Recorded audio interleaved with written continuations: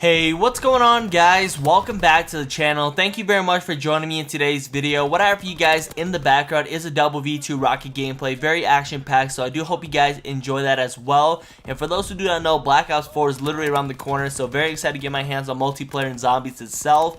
And kind of what I want to do today while you guys watch this gameplay was talk a little bit about World War II, give you guys my goods and bads towards the game since I've been playing the game for a very long time, 15 plus days. So I know a lot of people didn't really play this game because people just left and went to Fortnite, went to other games as well, but I decided to stick playing World War II because Call of Duty is my passion. I do really enjoy it as well, so I feel I can give you guys a really honest opinion.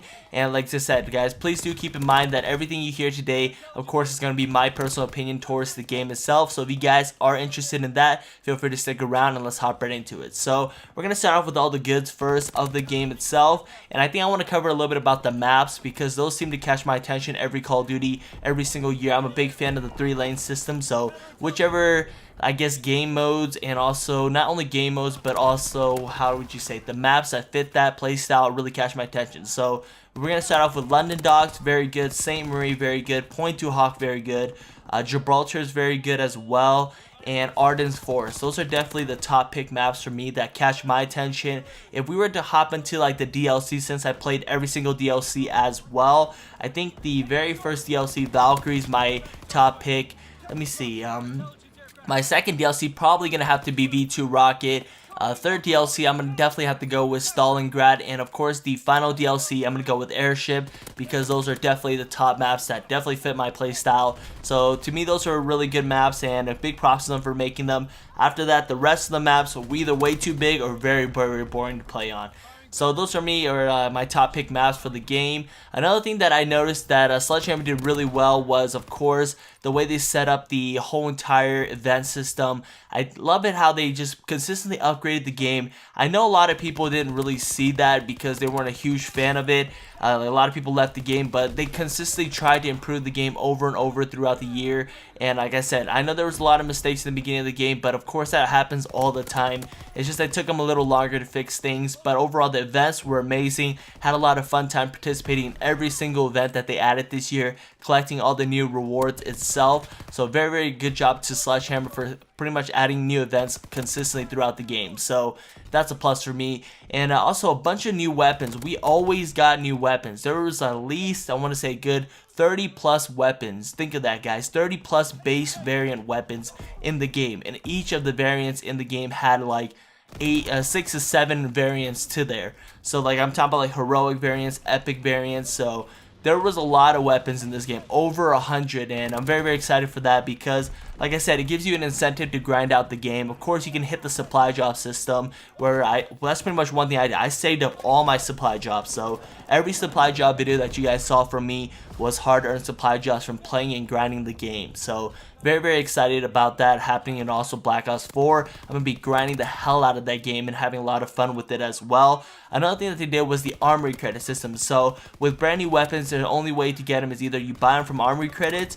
Of course, it's not going to be like the greatest variant, but you can get it from that, or you can get very lucky and get them out of supply drops. So by them doing the Armory credit system, that is by far the best system you could do, just because it's very easy to earn Armory credits. Like MWR was very hard for those who didn't know or didn't play the game. It was hard to earn stuff out of there, but this game, it was very easy. I have almost every single variant in this game, and that just shows you guys that by just grinding the game itself, they did a good job because you could actually get every single variant. And also with the heroic bribes, they gave us a bunch of weapon bribes, epic bribes, heroic bribes, and those would guarantee you weapons as well. So very huge plus to that. And also you could buy them with Armory credits too. Like, that's just huge. So to me, I think I had at least a good over 600,000 Armory credits in this game. I had a lot of fun with it. And like I said, I have almost every single variant in the game, which is a plus. And another thing that they added was probably, if I was to think about it, it would be like the systems that they added to the game. So like we know we have airborne, we have infantry, armored. They added new divisions pretty much. So the only one that really caught my attention was resistance, be it with the tactical knife. That one was an okay division. The other two were definitely big downfalls to me. I mean, cavalry might, in some other people's opinion, would force the objective out, but the way they set up that riot shield did not work too well in the game. But yeah, those to me personally, guys, are all the good things of Call of Duty World War II. And now we're gonna hop into all the bad things of Call of Duty World War II. So the very first one that catches a lot of people's attention easily, I think is 100% everybody would aim towards it. Requisition. Requisition has to be taken out of the game. So requisition was probably really bad thing that they added to the game, just for the reason that it allowed players who weren't the best to get really high score streaks even when they were dead. So your score streak would continue no matter how many times you die. It would take you longer though, but a lot of people who ran requisition played the objective and they managed to get these streaks. And for us good players out there, not saying they're horrible players, the other guys running it, but for us players trying to get gameplay, get streaks, always dying off random paratroopers coming out, we're like, God, that's like 14 and 32. They're getting carpet bombing runs. That's actually kind of very annoying, and it does ruin your gameplay. It doesn't ruin your style of gaming. It doesn't ruin that moment when you're trying to get something really good. So that to me was a no-no. I think the other one would be rapid fire. Rapid fire way too overpowered in this game. Any get with rapid fire on it is absolutely insanely melt. It'll beat any base variant in the game. So that to me was a no-no either. I mean, rapid fire is always going to be in every game, but it's hard to avoid it, especially if you're playing pubs. Like, I play competitive, so I don't really have to worry too much about that. The other one is, if I was to think about it, would have to be incendiary shells. So, of course, the fire shotguns. Everybody hates that shit. If you're not running armored, you're going to get lit on fire. It happens every single time. Just a little bit of a touch. Like, you could kill the guy, and if he touches you with the fire shotgun, it's over for you. You lose your streak. So, that was also a huge disappointment. And actually, what I've noticed, guys, is that sometimes when you're running armored, you'll still die from the fire. So, not even sure how to avoid that. And what else would be pretty bad about the game?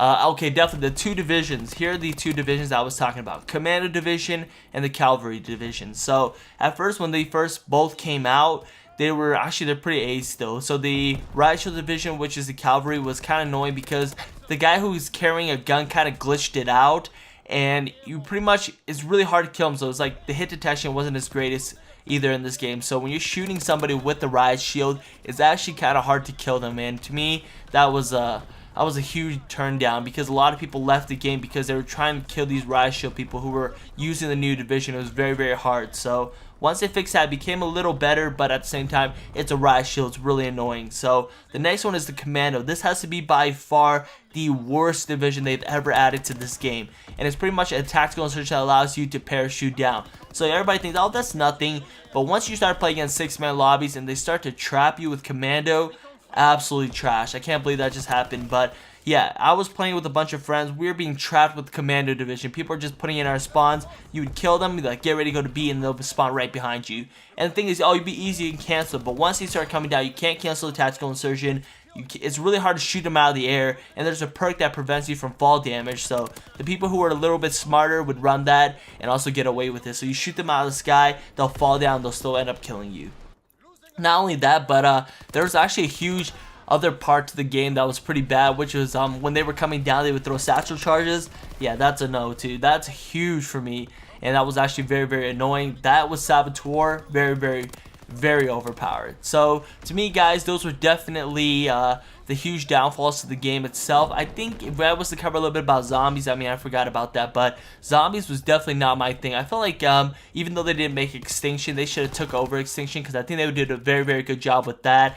I mean, zombies was not really anybody's thing. Like, IWs was okay, World War II was no good at all, but Treyarch, they got in the bag. Zombies is theirs. Like, nobody can copy them with zombies. So that's pretty much it, guys. That's all I have for you guys today. That is the goods and the bads of Call of Duty World War II. I hope you guys can agree with me. Let me know down in the comments below what you guys think of the game itself. Like I said, 7.5 out of 10 for me. And like I said, I hope you enjoyed today's video. If you did, be sure to drop a like down below. Subscribe if you're new, and I'll see you guys in another video. Until next time, peace out.